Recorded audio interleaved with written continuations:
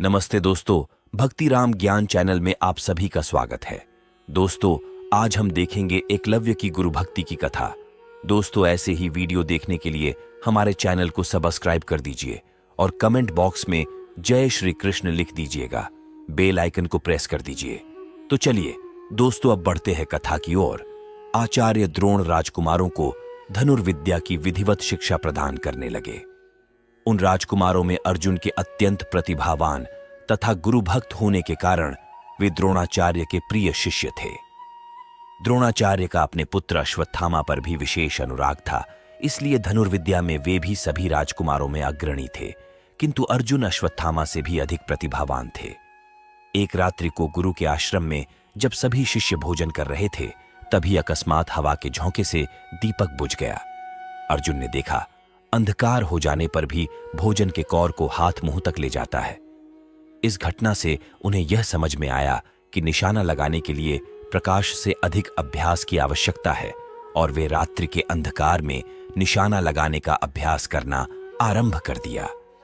गुरु द्रोण उनके इस प्रकार के अभ्यास से अत्यंत प्रसन्न हुए।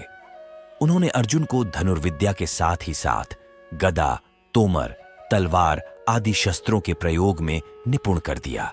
उन्हीं दिनों हिरण्यधनु नामक निषाद का पुत्र एकलव्य भी धनुर्विद्या सीखने के उद्देश्य से द्रोणाचार्य के आश्रम में आया, किंतु निम्न वर्ण का होने के कारण द्रोणाचार्य ने उसे अपना शिष्य बनाना स्वीकार नहीं किया।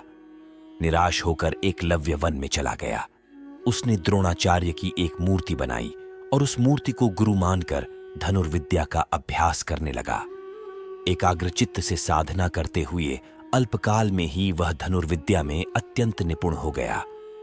एक दिन सारे राजकुमार गुरु द्रोण के साथ आखेट के लिए उसी वन में गए जहां पर एकलव्य आश्रम बनाकर धनुर्विद्या का अभ्यास कर रहा था।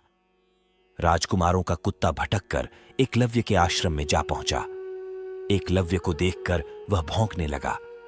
इससे क्रोधित होकर एकलव्य ने उस कुत्ते अपना बाण चला चलाकर उसके मुंह को बाणों से भर दिया।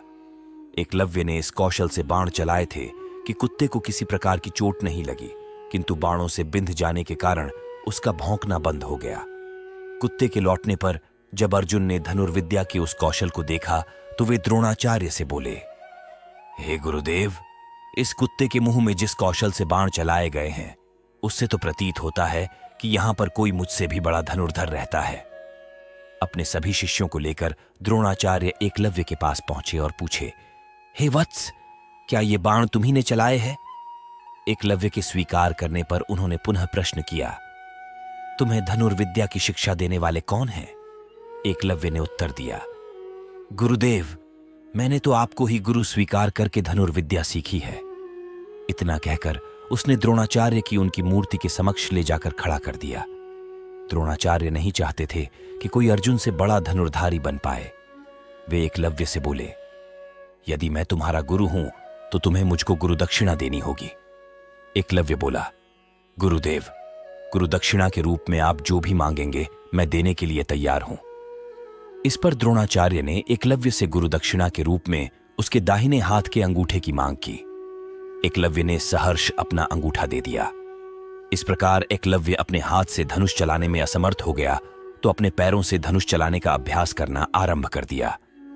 दोस्तों, आपको यह वीडियो कैसा लगा प्लीज कमेंट बॉक्स में बताइए और चैनल को सब्सक्राइब कर दीजिए। जय श्री कृष्ण।